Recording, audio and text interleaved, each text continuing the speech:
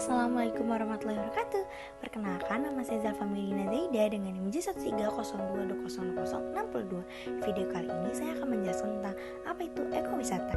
Ekowisata adalah perjalanan yang bertanggung jawab ke daerah-daerah alami yang melestarikan lingkungan, menopang kesejahteraan masyarakat setempat, dan melibatkan interpretasi serta pendidikan lingkungan hidup. Demikianlah konsep ekowisata menurut The International Ecotourism Society tahun 2015. Konsep ekowisata itu mencoba memadukan 3 komponen penting, yaitu pertama ada konservasi alam, memperdayakan masyarakat lokal, serta meningkatkan kesadaran lingkungan hidup kepada penduduk. Hal ini ditujukan bukan hanya untuk pengunjung saja loh, tetapi diperuntukkan atau melibatkan terhadap masyarakat setempat. Konsep ekowisata sendiri memiliki sejarah yang belum terlalu lama, merupakan gagasan yang dapat dikatakan baru. Perkembangannya baru dalam 30 tahun terakhir ini loh. Usulan menggabungkan wisata alam dan konservasi pertama kali dikembangkan oleh Borowski pada tahun 1976. Istilah ekotourism sendiri baru muncul pada tahun 1980-an. Oh iya, selain ada saya, ada teman saya juga loh yang akan menjelaskan. So, cekidot. Menurut Yoti 1997, berdasarkan objek yang menjadi elemen utama perjalanan wisata, ekowisata terbagi menjadi 2 jenis, yaitu ekowisata alam. Ciri-cirinya adalah dapat dilihat atau disaksikan secara bebas, seperti pemandangan alam, flora, fauna, dan vegetasi hutan. Sedangkan ekowisata budaya adalah hasil kebudayaan suatu bangsa yang dapat dilihat, disaksikan, dan dipelajari, seperti monumen bersejarah, tempat-tempat budaya, dan perayaan tradisional. Di sini saya akan membahas tentang tujuan dari ekowisata. Ekowisata yaitu memberikan pendidikan lingkungan kepada masyarakat untuk menjaga kelestarian alam, menghormati dan juga menjaga keberadaan alam lengkap dengan lingkungan sekelilingnya. Sebagai kegiatan konservasi alam yang melibatkan partisipasi masyarakat secara materi. Partisipasi masyarakat ini akan digunakan untuk memelihara kelestarian hayati dan mengembangkan keberagaman hayati di wilayah ekowisata. Kegiatan ekowisata ini secara tidak langsung akan membutuhkan tenaga masyarakat sekitar untuk menjaga dan mengembangkan potensi dan keragaman hayati. Dengan begitu, kegiatan rekreasi ini sangat berperan dalam pemberdayaan ekonomi masyarakat sekitar. Saya Muhammad Bertiga saja ingin menjelaskan mengenai prinsip ekowisata. Pengembangan ekowisata di dalam kawasan hutan dapat menjamin keutuhan dan kelestarian ekosistem hutan. Eco-traveler menghendaki pernyataan kualitas dan keutuhan ekosistem.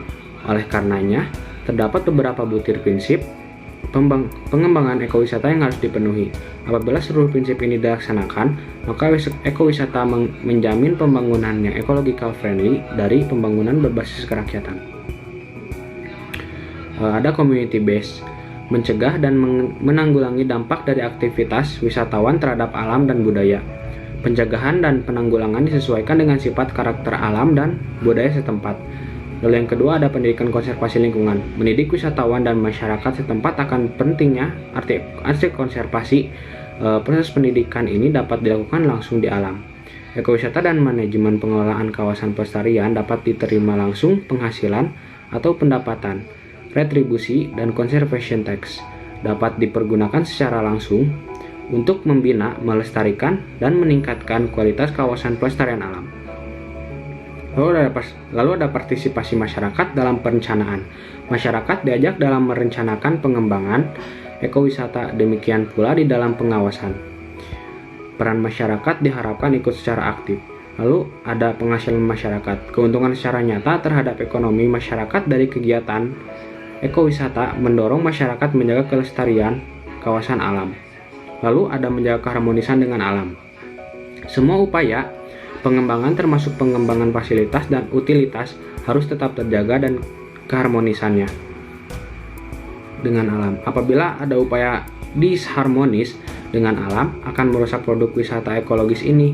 Hindarkan sejauh mungkin penggunaan minyak, mengkonservasi flora dan fauna, serta menjaga keaslian budaya masyarakat. Lalu ada daya dukung lingkungan. Pada umumnya, lingkungan alam mempunyai daya dukung yang lebih rendah dengan daya dukung kawasan buatan.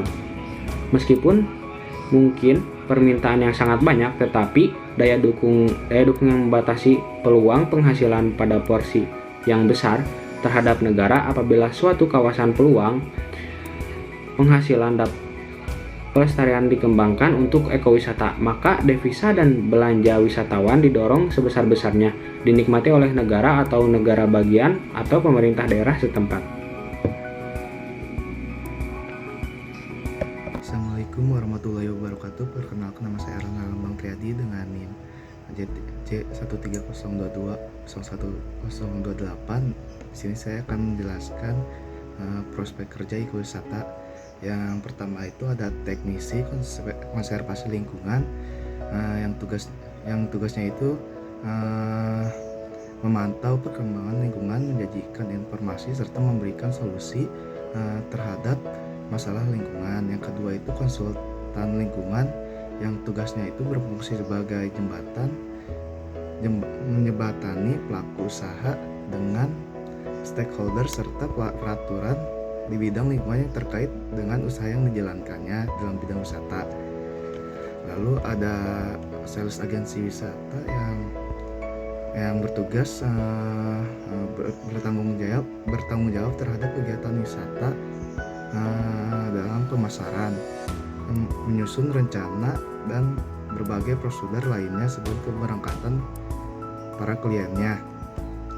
Lalu ada pemandu wisata.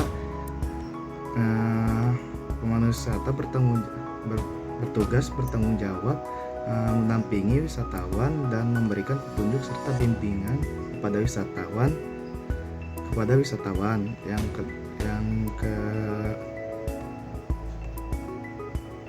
kelima itu pengawas hutan, bertugas mengelola lahan hutan milik publik dan swasta untuk tujuan ekonomi, rekreasi, dan konservasi. Terima kasih.